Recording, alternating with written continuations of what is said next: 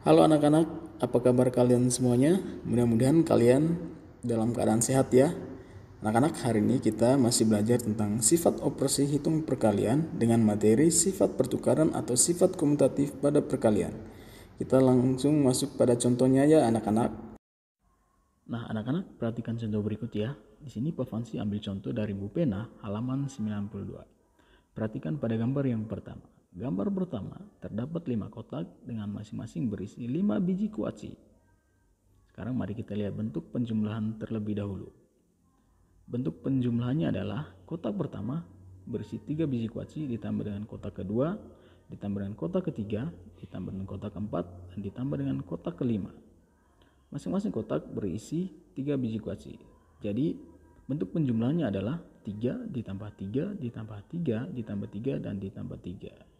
Lalu bentuk perkaliannya adalah 5 dikali 3 dengan hasil 15. Jadi bentuk perkaliannya adalah 5 kali 3. Bentuk perkalian itu didapat dari mana? Bentuk perkalian 5 kali 3 didapat dari penjumlahan bilangan 3 sebanyak 5 kali, lalu dikali dengan 3 itu sendiri. Jadi hasilnya adalah 15. Penjumlahan 3 sebanyak 5 kali. Sekarang mari kita lihat pada gambar yang kedua.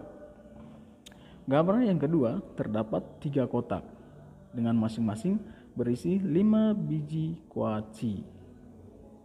Sekarang mari kita lihat bentuk penjumlahannya terlebih dahulu.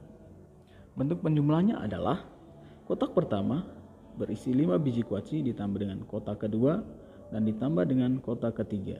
Dengan bentuk penjumlahannya adalah 5 ditambah 5 dan ditambah 5. Jadi bentuk perkaliannya adalah 3 kali 5. Sama seperti pada gambar pertama.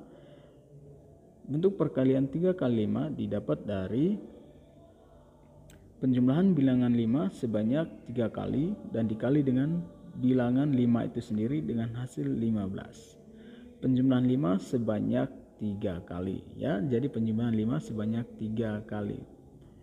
Nah, sekarang mari kita lihat perbedaannya. Perbedaannya adalah cuman letak posisi dari kedua bilangan tersebut, yaitu 5 kali 3 dan 3 kali 5, tetapi hasilnya tetap sama, yaitu 15.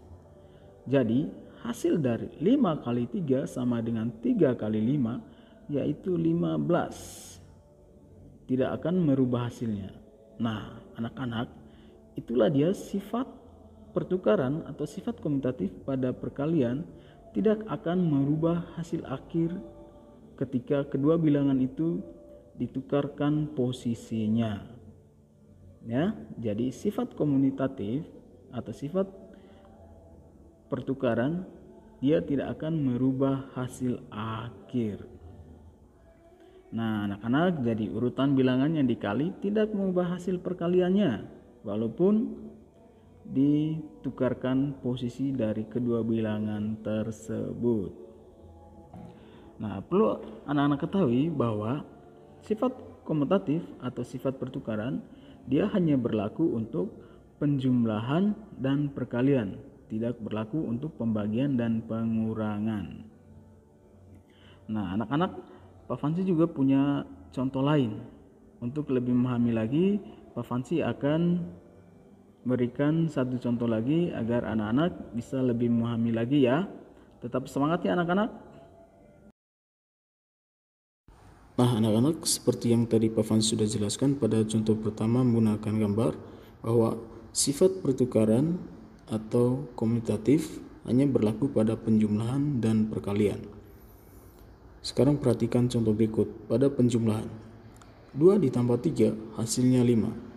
Bagaimana jika kedua bilangan ditukar atau dipindahkan posisinya? Perhatikan anak panahnya ya. Bilangan 3 dipindah ke depan lalu ditambah dengan bilangan kedua yang dipindahkan ke belakang. Hasilnya tetap sama, yaitu 5. Maka sifat komutatif atau pertukaran berlaku pada penjumlahan karena tidak merubah hasil akhirnya. Nah, sekarang kita lihat pada perkalian.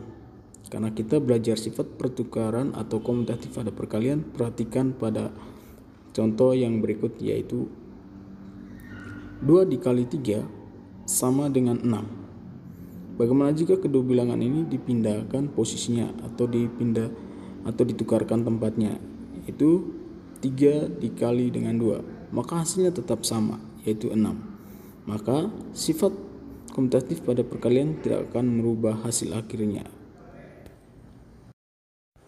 Jadi anak-anak, sifat pertukaran atau komutatif pada perkalian tidak akan merubah hasil akhir, walaupun kedua bilangan bertukar tempat atau bertukar posisi, hasilnya tetap sama.